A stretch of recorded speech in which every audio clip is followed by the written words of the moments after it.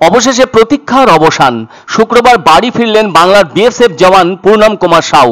হুগলি জেলায় তার রিসরা বাড়িতে এদিন যেন তাকে ঘিরে উৎসবের মেজাজ। এদিন ডাউন পূর্বা এক্সপ্রেস এসে পৌঁছয় হাওড়া স্টেশনের 17 নম্বর প্ল্যাটফর্মে। সেখানে উপস্থিত ছিলেন বহু মানুষ তাকে সম্মান ও অভিনন্দন জানাতে।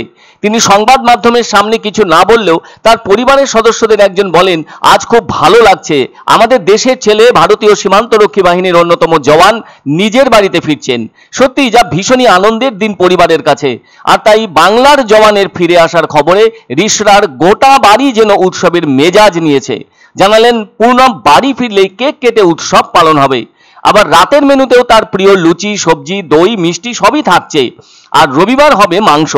দীর্ঘ উদ্বেগের পর 10 দিন আগে পাকিস্তান থেকে মুক্তি পাবার পর দেশে ফিরেছেন তিনি। এরপর থেকে তিনি ছিলেন পাঠানকোটে তার কর্মস্থলে। এদিকে এদিন তিনি বাড়ি ফিরছেন। এর ফলে তারও মনে ভেসে উঠছে পরিবারের সকলের সাথে নতুন করে দেখার আগ্রহ।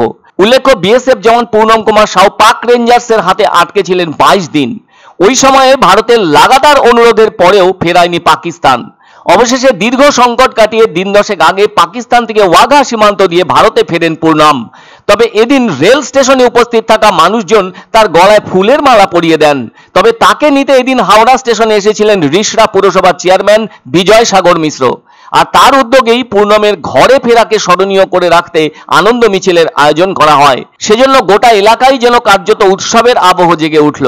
এদিকে পূর্ণম স্টেশনের প্ল্যাটফর্মে নেমে অভিভূত হন এমন স্বাগতর ব্যবস্থা লক্ষ্য করে। সেজন্য তিনি বলেন, তার ওই সংকটকালে পরিবারের সকলের কথা মনে হয়েছে। তবে যেটা সবচেয়ে বেশি ভালো লেগেছে তা হলো পাকিস্তান থেকে ভারতে ফেরা। এদিন হাওড়া স্টেশন থেকে পূর্ণমকে গাড়িতে বসালেন রিসরা পৌরসভার চেয়ারম্যান। অন্যদিকে বাইরে তখন পুলিশে ছায়লাভ, আর সেই সাথে ছোটাছুটি করছেন অনুরাগীরা। এমন ব্যবস্থায় হাওড়া স্টেশনে তখন যেন অন্যরকম পরিবেশ, কেননা গোটা ভারত পূর্ণম সাউয়ের নাম জেনে গেছে। তাই তাকে অনেকে সামনে থেকে চোখে দেখার জন্য ভিড় জমান। বলা যায় পাক রেঞ্জার্সের হাতে 3 সপ্তাহ আটকে থাকা মোটেই সহজ ব্যাপার নয়। সেখানে তার সবকটি কাটানো দিনই ছিল যন্ত্রণাজনক। অবশ্য এত বড় বিপদের পরও নিজের কর্তব্যে অনড় থেকেছেন পূর্ণম। এখন যেন তার মনোবল আগের থেকে অনেক বেশি বেড়ে গেছে। বলা যায় অকুতভয়।